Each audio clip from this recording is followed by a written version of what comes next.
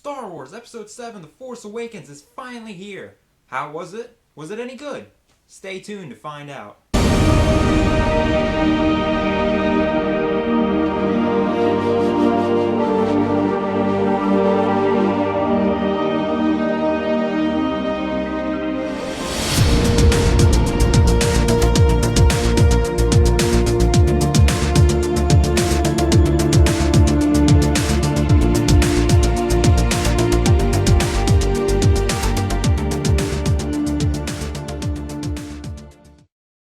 Yes, Star Wars Episode 7 The Force Awakens is finally in theaters after 10 years of waiting.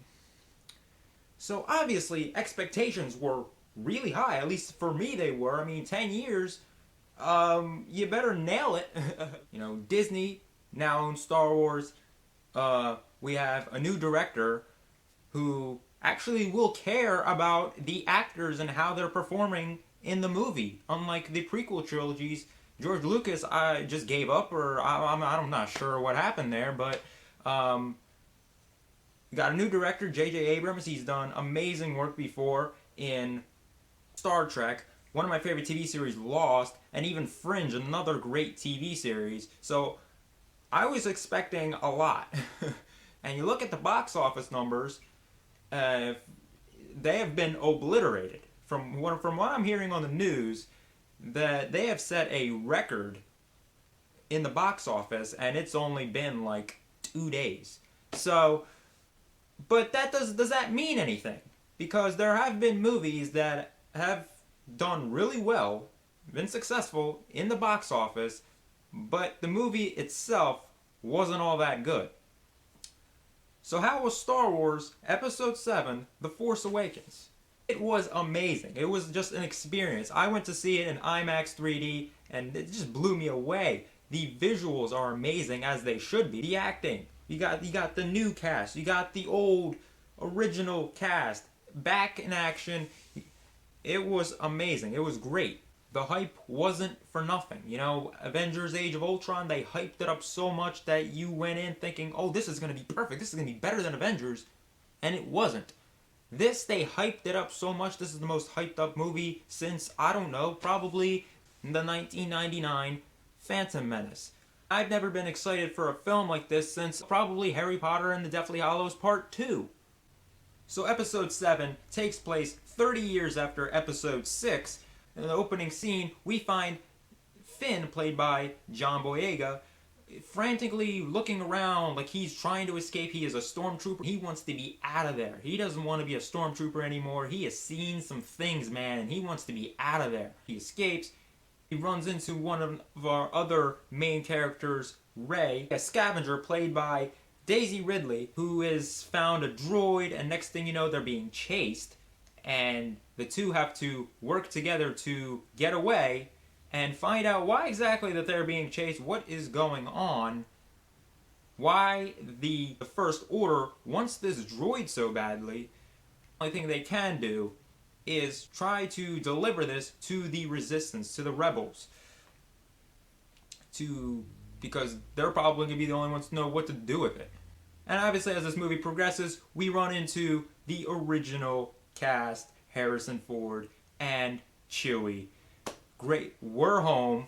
Great to see the original cast back. This movie had, surprisingly, a lot of humor that delivered, and it was really fun to see the new cast meet the old cast. And you could tell that the new actors were just how excited they were to be in this movie. You could tell, particularly John Boyega, he was just a very enthusiastic character. I don't know if that was his character in the movie or it was just the actor himself who just couldn't keep himself contained, because he was just full of life and energy. And Daisy Ridley, holy hell, this is her first movie and she was amazing. I mean, she delivered some top-notch performances. I mean, you couldn't even tell she was acting.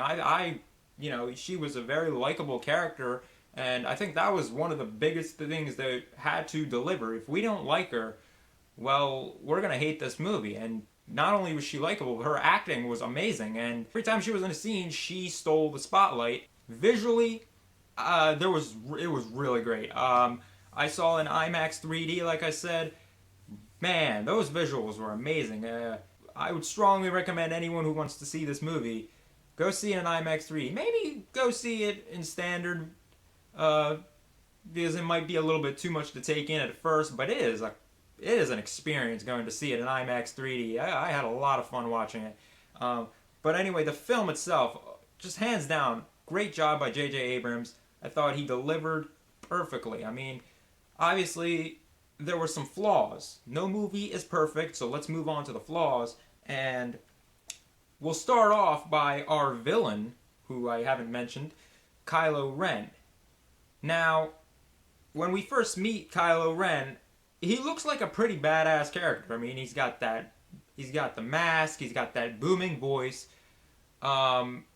He looks really fierce and intimidating, you know, and I like that. Up until the point where he takes his mask off. I mean, that's when it kind of just, you know, throws it off a bit, because he doesn't seem as intimidating as much. And there's that one point in the movie where he almost gets his ass handed to him by someone, I'm not going to name who barely knows the ways of the Force. It just makes him look really bad, considering so the threat wasn't there. You know, that might have been what I might have been expecting a little bit more out of Kylo Ren, but he's not a Sith Lord, so I might have been expecting a little bit more than I should have. But come on, Kylo Ren, you got to do better than that.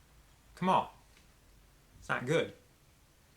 But like Vader, Kylo Ren is not the main guy. He does answer to someone else, and in this movie, it is the Supreme Leader Snoke, who I thought was probably the biggest negative of the movie.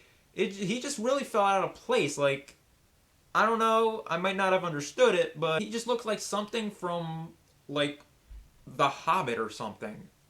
Or, first of all, he was completely CGI and really just like, I was like, ugh. And he was like gigantic. He was like 3 times the size of Kylo Ren or any of the other characters in the movie. He was like 3 times taller than him. He was like a giant. I'm like, what? Where did this guy come from? You know, he just like got thrown in so randomly. I'm like, who is this guy? And now, I don't have a problem with the voiceover that Andy Serkis does, but I just don't like the character. Wrong movie. But that might have been the one negative. There are some other minor negatives to the film. I thought that, which might be answered in upcoming films, but I would like to know, like 30 years have passed since episode 6 and 7, so I would like to know what are some of the things that have happened in those 30 years, because you do wonder what's going on. Why is this character vanished and there's no trace of him or her? And you also want to know why Kylo Ren, for instance, has joined the dark side. So there's like little things like that aren't clear, and I wish they would have been cleared up a little bit more, but maybe they will be addressed in the upcoming films, or I guess you can read the books, which I might do, because now that all the other Star Wars books are just irrelevant, we're like on a clean slate when it comes to Star Wars books. I mean, we had like 270 Star Wars books. Can you believe that? And I'm like, there's no way I'm ever gonna catch up with this. I'm not gonna read all these books. And now they're pointless. They're not Star Wars canon, so god damn. There's some really good books in there. But oh well, what can you do? But I think there's like 5 books now that are actually canon. So I might actually start catching up before they make another 20 million books, and I'm not going to be able to catch up. And I actually want to know what happens in those 30 years. They don't address, I don't think, in the book, like everything, but there are some little snippets in there that are helpful when it comes to figuring out why exactly what is going on in this span of 30 years. So overall, I'm going to say this movie met my expectations. There was some little problems here and there, but what movie isn't perfect? I'm going to give Star Wars Episode 7, The Force Awakens, a B+. So the wait is over, but the wait has begun. So we waited 10 years for this, now we gotta wait another year and a half for the next installment. Let the countdown begin.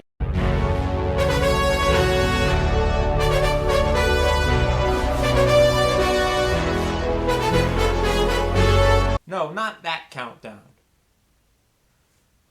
But on the upside, we still gotta wait a year and a half, but there's actually gonna be another Star Wars movie in between. We're gonna get that standalone film, which is gonna be part of what they're calling the Star Wars anthology, where they're gonna be giving us these standalone films. The next Star Wars film is Star Wars Rogue One, which hits theaters next December, and it's about a couple of rebels trying to steal plans for the Death Star.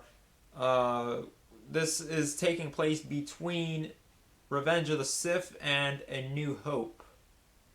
So there has been a teaser trailer release a couple of months ago, so I hope it's good. But keep it coming, and half a year after that, we're gonna get episode 8, and I can't wait to see what we have in store, because episode 7 kind of ends on a cliffhanger.